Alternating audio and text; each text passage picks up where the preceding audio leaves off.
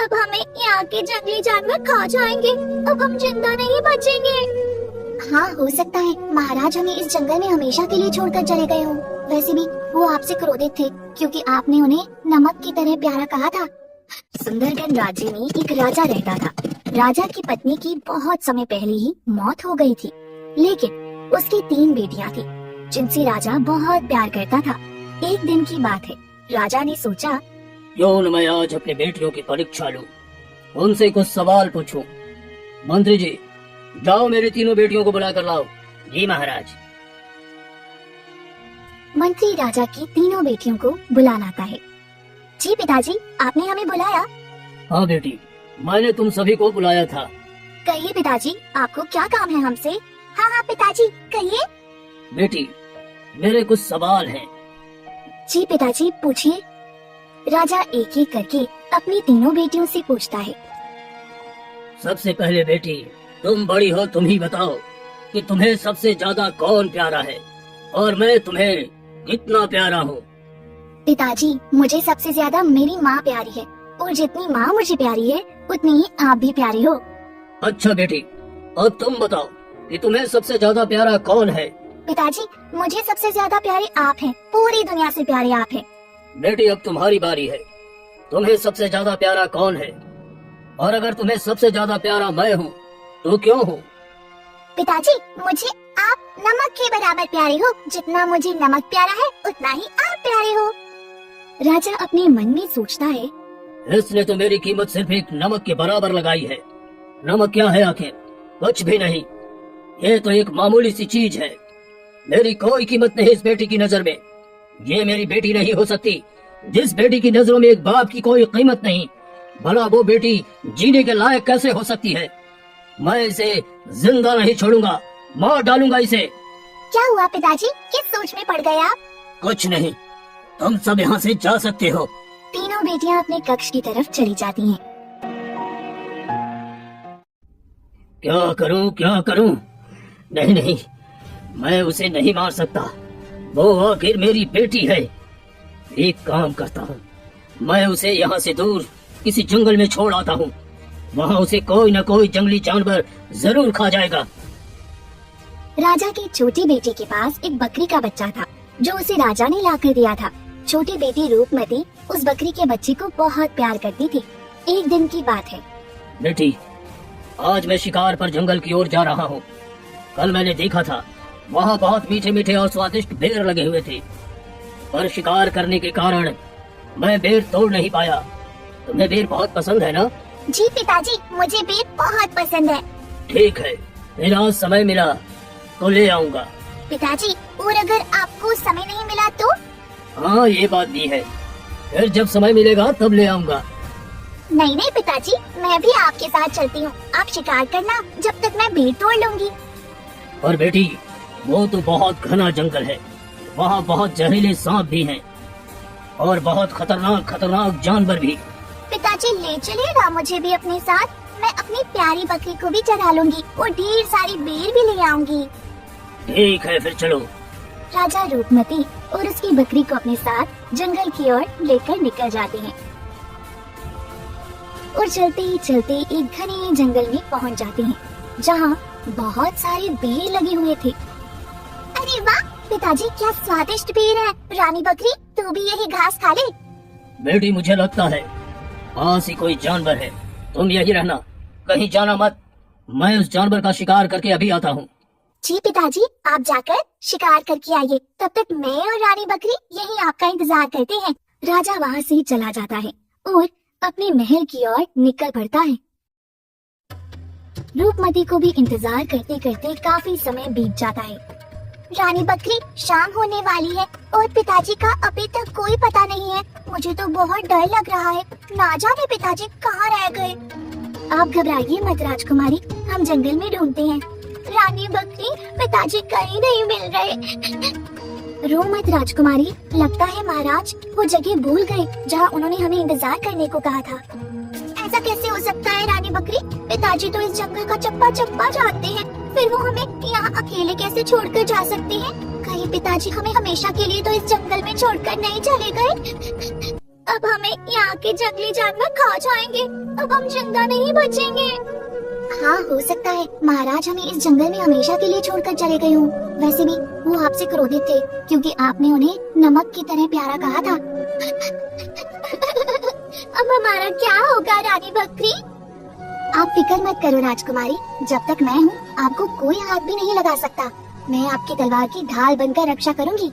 अब चलिए यहाँ से, रात होने वाली है, हमें आसपास कहीं रहने की जगह देखनी होगी।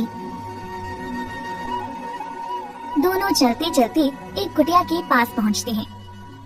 इस घने जंगल में ये कुटिया किसकी है? चलो इसके अंदर चलकर देखते हैं। रानी बकरी, यहाँ तो कोई नहीं है। लगता है यहाँ कोई नहीं रहता। राजकुमारी, अब से यही हमारा आशियाना है। दोनों कुटिया के अंदर चले जाते हैं। राजकुमारी, यहाँ आप बेफिक्र होकर रहो। जब तक मैं हूँ आप मेरा दूध पीना और जीवन काटना, और जब मुझे कोई जंगली जानवर खा ले तो तुम फिर अच्छे से रहना और अपना देख लेना। समय बीतता है और रूपमती बड़ी होने लगती है। एक दिन की बात है, रानी बकरी जंगल की ओर घास चरने जाती है। तभी वहाँ पर एक शेरनी आ जाती है। वाह, आज तो अच्छा शिकार हाथ लगा है। शेरनी बकरी को देखकर उस पर हमला कर देती है और उसे उठाकर अपने बच्चों के पास ले जाती है।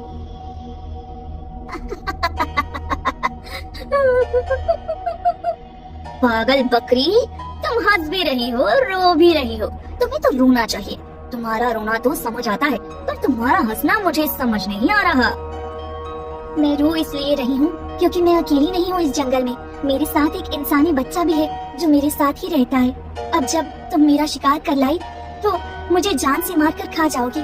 फिर उस बच्ची का क्या होगा? वो तो इस जंगल में अकेली पड़ जाएगी। मेरे बाद ना जाने उस बच्ची का क्या होगा। और तुम हंस क्यों रही हो? मैं हंस इसलिए रही हूँ क्योंकि जो आज मेरे साथ हो रहा है वो कल तुम्हारे साथ होगा। हम भी पहले एक महल में रहा करते थे, उसके बाद इस जंगल में हम अकेले रह गए, और आज देखो मेरी मौत आ गई, और मेरी मौत के बाद वो बच्ची अकेली रह जाएगी। तुम्हारा भी वक्त जल्द ही आएगा। अगर तुम आज मुझे खाकर मेरी उस बच्ची को अकेला कर दोगी तो कल तुम्हारे बच्चे भी अकेले रह जाएंगे। तुम्हें भी कोई शिकारी मार कर तुम्हारे बच्चों को अनाथ कर देगा। माँ, माँ, इसे मत मारो माँ, इसे मत मारो। कल अगर तुम्हें भी कुछ हो गया तो हमारा क्या होगा? इसलिए आप इसे छोड़ दीजिए। आप हमारी चिंता मत करिए। हम 1-2 दिन भूखे रह लेंगे, लेकिन हम अपनी माँ को नहीं खो सकते। और अगर आप इसे हमें खिला देंगी तो वो लड़की अकेली रह जाएगी।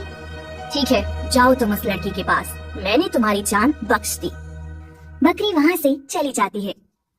आज रानी बकरी कहाँ रह गई? आई नहीं। आज तो काफी समय हो गया। एक लकड़हारा अपनी पत्नी के साथ जंगल में लकड़ी काटने आता है। तभी उसे वो कुटिया दिखती है। अरे ये कुटिया किसकी है? लगता है यहाँ कोई रहता है। चलो इसके अंदर चल कर देखते हैं। हाँ हाँ, चलिए इस कुटिया के अंदर चलकर देखते हैं। वैसे भी मुझे बड़ी जोरों की प्यास लग रही है। दोनों कुटिया के अंदर जाते हैं जहाँ रूपमती बैठी हुई रो रही होती है। बेटी, तुम कौन हो और रो क्यों रही हो? इस घने जंगल में तुम क्या कर रही हो? तुम्हारे साथ यहाँ और कौन रहता है? मुझे तो तुम्हारे सिवा यहाँ कोई दिखाई नहीं दे रहा है। मैं यही रहती हूँ। मेरी एक रानी बकरी है, वो 2 दिन पहले जंगल घास चरने गई थी, लेकिन अभी तक नहीं आई। बेटी, पर ये जंगल तुम्हारे लिए ठीक नहीं है। तुम एक काम करो, चलो मेरे साथ, मेरे घर पर रहना। और मुझे नहीं लगता कि तुम्हारी रानी बकरी अब जिंदा होगी। अरे बहुत शिकारी है इस जंगल में। हाँ बेटी, चलो हमारे साथ। वैसे भी हमारी कोई बेटी नहीं है, बस एक बेटा है, वो भी बीमार है। ठीक है, फिर चलिए।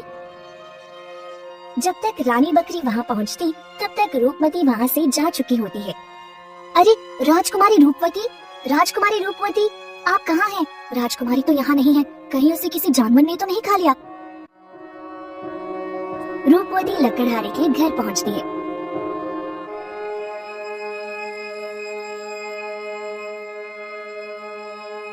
बेटी, ये है हमारा बेटा। ये चल फिर नहीं सकता, ना ही उठकर बैठ सकता है। ये सारा दिन ऐसे ही चारपाई पर लेटा रहता है। लेकिन इन्हें क्या परेशानी है? क्या बीमारी है? पता नहीं बेटी, कुछ समझ नहीं आता। हमने तो अपनी तरफ से बहुत कोशिश कर ली, वैद्य भी हमारे बच्चे को ठीक नहीं कर पाया। आप फिक्र मत करिए, ईश्वर पर भरोसा रखिए, सब सही होगा। बेटी, हम लकड़ी काटने जा रहे हैं, तुम घर पर ही रहना। जी पिताजी, आप दोनों जाइए, मैं जब तक आप दोनों के लिए खाना बनाकर रखूंगी। कुछ समय बाद बीमार लड़का सो जाता है। जब लड़का सो जाता है तभी उसके मुंह से एक सांप निकलता है और बाहर चला जाता है, जिसे रूपवती देख लेती है। ये क्या, इसके मुंह से तो इतना बड़ा सांप निकला। मुझे इस सांप का पीछा करना चाहिए। आखिर ये सांप जाता कहाँ है? रूपवती उस सांप के पीछे पीछे जाती है तो देखती है कि सांप जहाँ लकड़ी का ढेर रखा हुआ था वहाँ जाकर खड़ा हो जाता है। लकड़ी के ऊपर दूसरा सांप भी बैठा हुआ रहता है। ये क्या रहस्य है? यहाँ तो पहले से ही एक और सांप है। लकड़ी पर बैठा सांप दूसरे सांप से कहता है, वाह भाई वाह, तेरी तो मौज ही मौज है। लेकिन याद रख, ये मौज बस कुछ और दिनों की है, इसके बाद तो खत्म। अरे हाँ हाँ ठीक है, जब तक जिंदा हूँ तब तक मौज ही मौज है ना। अरे लेकिन तेरे से अच्छी जिंदगी गुजार रहा हूँ और तू फिक्र मत कर, अपना सोच। तेरी जिंदगी कितने दिनों की है? अरे मौत तो तेरी भी बहुत जल्दी ही हो जाएगी। अरे नहीं नहीं, मुझे कोई इतनी आसानी से नहीं मार सकता। मैं कोई मामूली सांप थोड़ी ना हूँ। इन लकड़ियों के नीचे 7 राज्यों का खजाना छुपा कर रखा हुआ है। हाँ, और मैं इसकी रक्षा कर रहा हूँ। अरे ऐसे कैसे कोई मुझे आसानी से मार सकता है? क्या फायदा तेरे इस खजाने का? अगर कोई लकड़ियों पर आग लगा दे और तू जल कर यहीं खाक हो जाएगा। और सोच, अगर ये खजाना किसी और को मिल गया तो वो तो अमीर हो ही जाएगा ना। हाँ हाँ हाँ, रहने दे रहने दे। अगर किसी को पता चल गया ना कि खट्टी लस्सी में नमक डालकर उस बच्चे को पिला दिया जाए तो तेरे टुकड़े टुकड़े होकर उसके शरीर से बाहर निकल जाएंगे और तेरा हमेशा के लिए अंत हो जाएगा। अरे चलो, वक्त आने पर सब देख लिया जाएगा। अरे अभी तो मौज करे। दोनों सांप बातें करके अपनी अपनी जगह आ जाते हैं। एक सांप लकड़ी के नीचे छुप जाता है, दूसरा सांप लकड़हारे के मुंह में घुस जाता है। ये सारी घटना रूपवती देख रही होती है। वो जल्दी से अंदर जाती है और खट्टी लस्सी में नमक मिला लेती है और उस लकड़हारे के लड़के को पिला देती है, जिससे वो सांप टुकड़े टुकड़े होकर बाहर आ जाता है। थोड़ी देर बाद लकड़हारा और उसकी पत्नी लकड़ी लेकर आते हैं। बेटी, हम लकड़ियाँ लेकर आ गए हैं। तुमने खाना बना लिया? अरे बहुत जोरों की भूख लग रही है। बेटी जा खाना ले आ। नहीं पिताजी, मैंने खाना नहीं बनाया। क्यों बेटी, तेरी तबीयत तो ठीक है ना? क्यों नहीं बनाया तूने खाना? माँ, पिताजी। अरे बेटा तू, ये कैसा जादू है बेटा? तू तो बिल्कुल स्वस्थ हो गया। पिताजी, माँ, मैं अगर स्वस्थ हो पाया हूँ तो केवल रूपवती दीदी की वजह से। ये क्या कह रहा है बेटा? मैं सच कह रहा हूँ पिताजी, दीदी सच में हमारे लिए भाग्यशाली है। भगवान तेरा बहुत बहुत शुक्रिया। आज अगर तुमने मुझे इस बच्ची से नहीं मिलवाया होता तो शायद मेरा बेटा ठीक नहीं हो पाता। बेटी, तू सच में हमारे लिए बड़ी भाग्यशाली है। पर बेटी, ये सब हुआ कैसे? पिताजी, भैया को कोई बीमारी नहीं थी। उनके पेट में एक सांप था जिसकी वजह से भैया को ये तकलीफ हो रही थी। मुझे उस सांप का तोड़ मिला और मैंने उसे बाहर निकाल दिया। अच्छा, पर वो सांप तुमने कैसे निकाला उसके पेट से? पिताजी, जब भैया सो गए थे तब मैंने देखा उनके पेट से एक सांप बाहर निकल रहा है। मैंने जब उसका पीछा किया तब मुझे पता चला कि अगर मैं भैया को खट्टी लस्सी में नमक मिलाकर पिला दूं तो सांप के टुकड़े हो जाएंगे और सांप बाहर आ जाएगा। अच्छा बेटी, ये तो तूने बहुत अच्छा किया। पिताजी अभी रुकिए, अभी एक काम और बाकी है। वो क्या बेटी? माँ, पिताजी चलिए मेरे साथ। रूपवती लकड़हारे और उसकी पत्नी को उसी लकड़ियों के ढेर के पास लेकर जाती है।